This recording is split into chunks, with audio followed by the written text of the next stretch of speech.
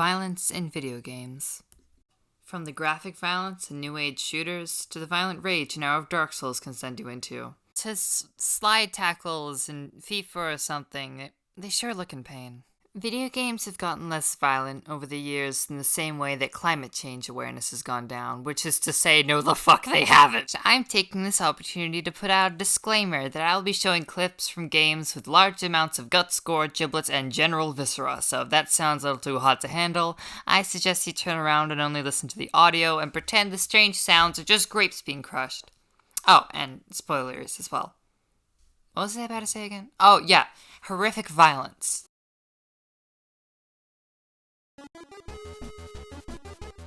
Violence in video games really became a big deal to politicians and wine moms everywhere in the 90s. Of course, the hysteria died down over the years after the wine moms discovered empty nest syndrome, and the politicians, who have the attention span of a goldfish with ADHD, apparently discovered that gay people exist. Mortal Kombat, one of the 1990s politicians' most formidable adversaries, along with minorities asking for basic rights, and blue dresses with suspicious stains on them. It was something about glorifying violence or teaching kids that it's okay to uppercut people's heads off, when first, glorifying violence, you're literally the United States, and second, kids uppercutting each other's heads off is probably the tamest thing those little monsters are capable of. Have you ever watched Brightburn?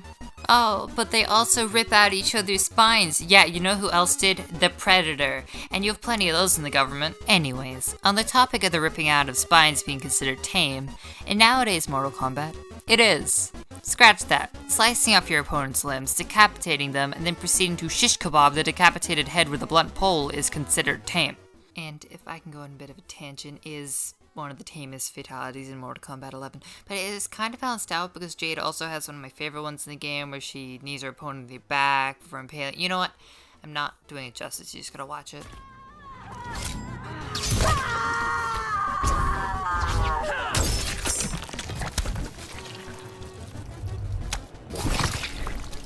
Fatality. Jade wins. At this point, you may think that this is just me defending violent video games, and yeah, I guess you weren't really wrong, but the main reason I went on that whole rant was to establish that my discussion on the topic is coming from a place of love.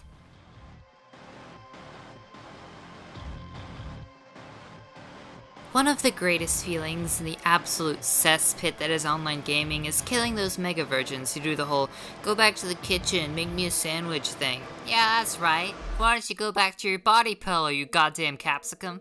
Your slurs mean nothing to me. This is your first interaction with a woman in months. From an outside perspective, I may sound a bit sadistic in this part of the video, but really, you can't look me in the eyes, say that killing Nazis in video games isn't cathartic, and expect us both to keep a straight face. The reboot of the Wolfenstein series understood this simple fact of life, and that's why, when you boil those games down to their core, ignoring all the well-written characters and the statements the game makes about anti-Semitism, racism, fascism, etc., it's just a game that gives you lots of guns, puts Nazis in front of you, and lets you go at it.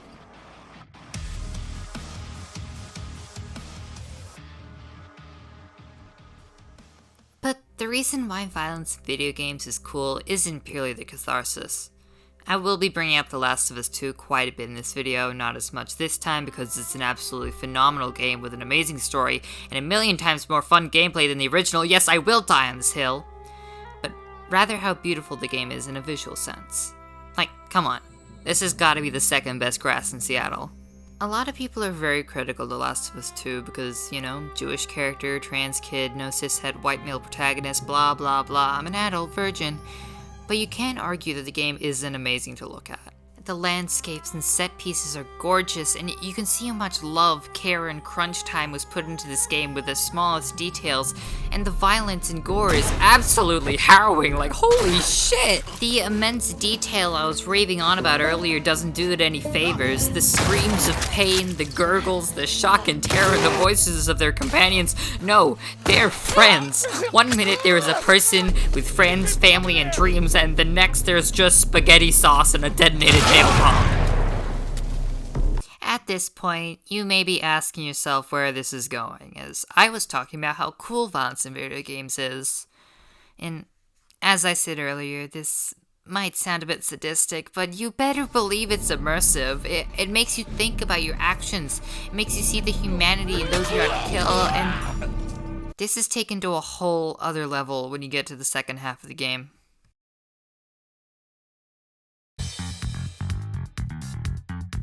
Video games are probably the last form of media you'd expect to do a good job at humanizing the enemy, especially after everything that happened in the last chapter, and once again, you'd be correct. Well done. That's 2 for 2 in the assumptions department. But once again, you're correct to an extent. The whole showing both sides thing is kind of The Last of Us 2's bread and butter. However, at the time of writing the script, I already have 2 chapters showing for that game, and I kind of want to have parts of the video that aren't just me sucking off Neil Druckmann. Okay, this is like an editor's note from re-releasing this in 2023. That line sure didn't age well. Plus, I have other examples. All Quiet on the Western Front is a book published in 1928 by German World War I veteran Erich Maria Remarque. And it's also a movie version that I'll mostly be referring to because books are for FNs. I'll explain what that is later.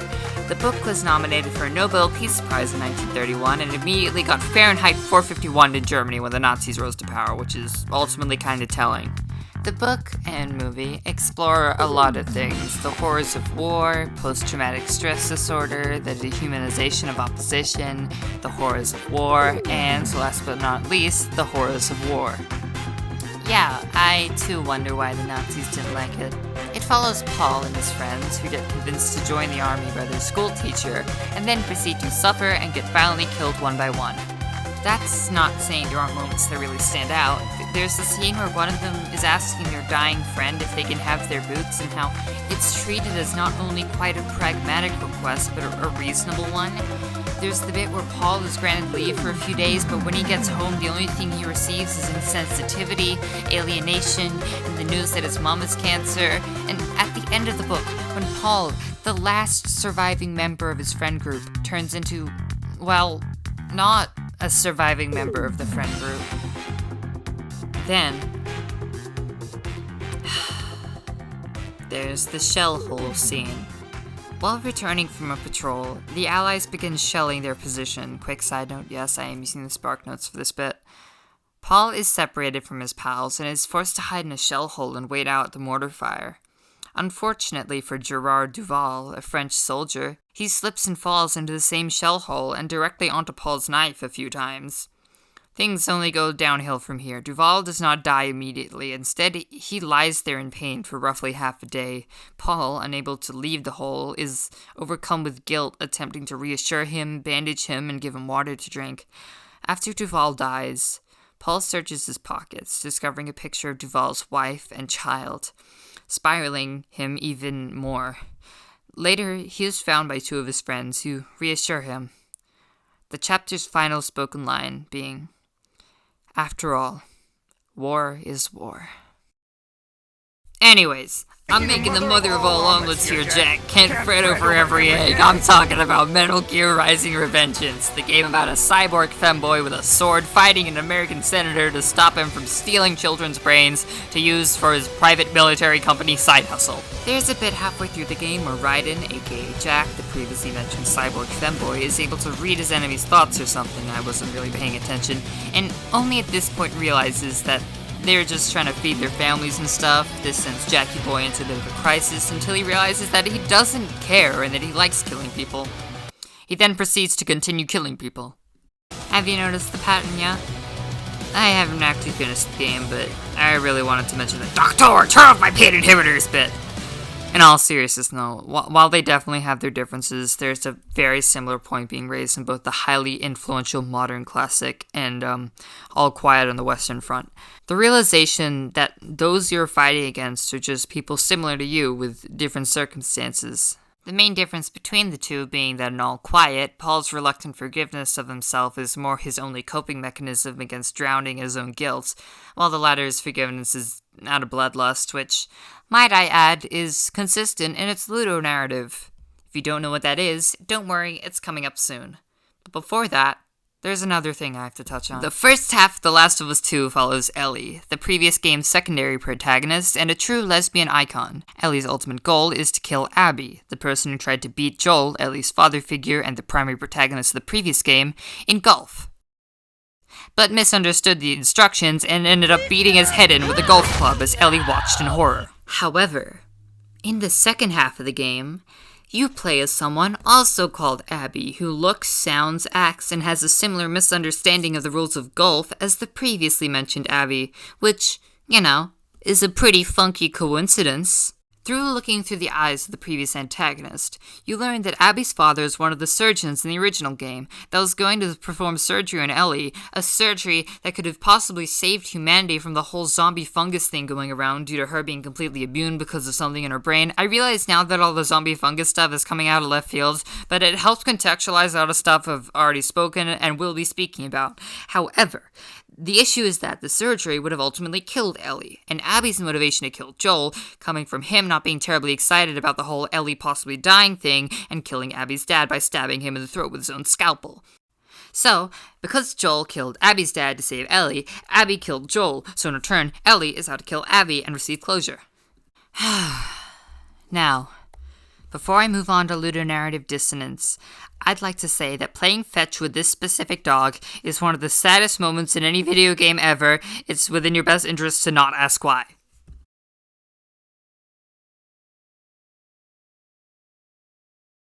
Ludonarrative dissonance is the conflict between a video game's narrative told through the story and the narrative told through the gameplay. Ludonarrative, a compound of ludology and narrative, refers to the intersection in a video game of ludic elements and narrative elements. Wikipedia. Look, I'm going to keep this concise. When people talk about ludonarrative dissonance, they're going to be talking about BioShock, but because a certain dumbass decided they were going to play the series on the hardest difficulty on their first playthrough because she is an idiot and probably has too big of an ego, thinks way too highly of herself, I haven't played much BioShock, so I can't really talk much about it. Instead, my example is going to be the Uncharted series, created by Naughty Dog after they watched the movie with Tom Holland, traveled back in time to 2007, and stole the idea for their game series. Naughty Dog is also the creator of The Last of Us and other gritty masterpieces like Crash Bandicoot and Jak and Daxter. Uncharted follows Nathan Drake, a charismatic treasure hunter filled with dry wit and troubling childhood memories as he and his friends travel all over the world discovering ancient tombs, solving puzzles, and breaking everything he touches, including the necks of an estimated 4,000 enemies, according to this query user. And while it's not all snapping necks, there is plenty of shooting, blowing up, and throwing off high ledges to spice things up. The gore in this game is nowhere close to that of The Last of Us 2, although the graphics are. Man, these games are gorgeous. Which might go some ways to explain why this has little to no effect on this man's psyche. That is, unless in the epilogue Nate is actually suffering from some serious complex post-traumatic stress disorder due to the years and years of near-death experiences watching loved ones die, and, there's something else that would probably factor into this, but I can't quite remember what it is. It's right there on the tip of my tongue. Never mind. But I refuse to believe that for the simple reason that it would make me cry. The final game of the Nathan Drake quadrilogy has a really sweet ending with Nathan and Elena settling down with a kid, and that already put me on the verge of tears, so learning that in the background he is suffering from PTSD would break me.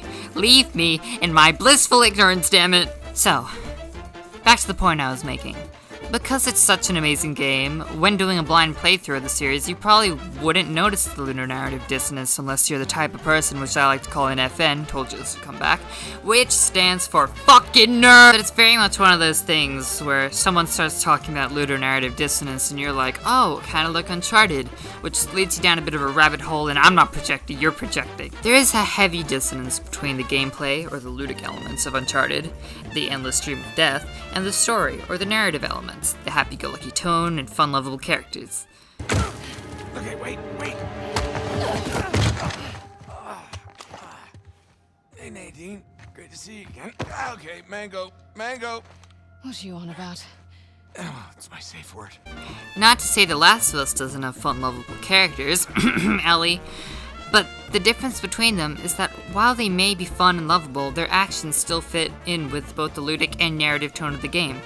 Ellie may be playful and sarcastic, but she's also fueled with revenge after Abby for playing golf wrong, as well as the guilt and anger towards herself, because the last time she really spoke to Joel before his untimely death, she was still furious at him for not letting her go through the surgery that I've already spoken about. Point being that I fucking love this game, and that the linear narrative tone of The Last of Us is consistent, while Uncharted's is not. But there's something interesting that I thought was worth bringing up. If you put a gun to my head and asked me which one of these series I prefer, I'd actually have to go with Uncharted. I don't know, maybe it's just nostalgia.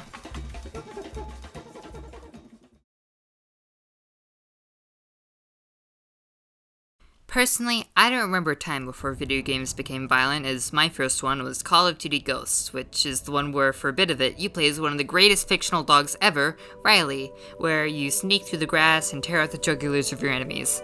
So, I think we can safely say that it was before 2013 they became violent. But all joking aside, the first real FPS, first-person shooter, was Wolfenstein 3D, released back in 1992, coincidentally the same year Mortal Kombat was released. However, after some more extensive research in which I looked up on Google what was the first violent video game, I learned about Death Race, an arcade game released in 1976, with its main selling point being that it's violent content, which is this.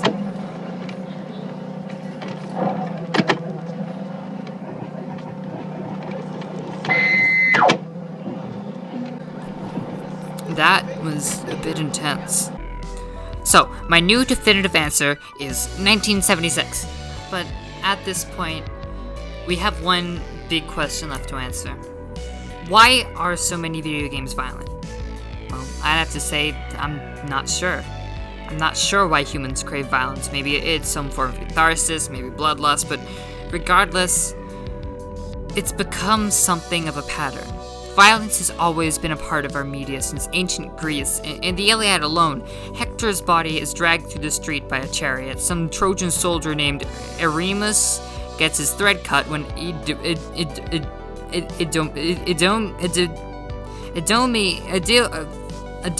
Idomeneus throws a spear through his mouth. The bronze point of the spear went clean through it, beneath the brain, crushing it among the white bones and smashing them up. His teeth were all of them knocked out, and the blood came gushing in a stream from both his eyes. It also came gurgling up from his mouth and nostrils, and the darkness of death enfolded him round about. Book 16 of the Iliad. Achilles is killed when he was shot in the goddamn Achilles heel. Have you ever thought about that? That's gotta be really painful. I played a bunch of Mortal Kombat 11 back in the day, and this has given me the ick. But this isn't a one-off either. Throughout human history, our stories are filled with killing and maiming and love and war and death and taxes, and frankly, I'm surprised it took that long for video games to become violent. The only reason I can think of would be technology constraints. But the intention was there. They were marketing Death Race as a violent video game. So in my books, it means that we've always had, and always will have, violent video games. Thank you.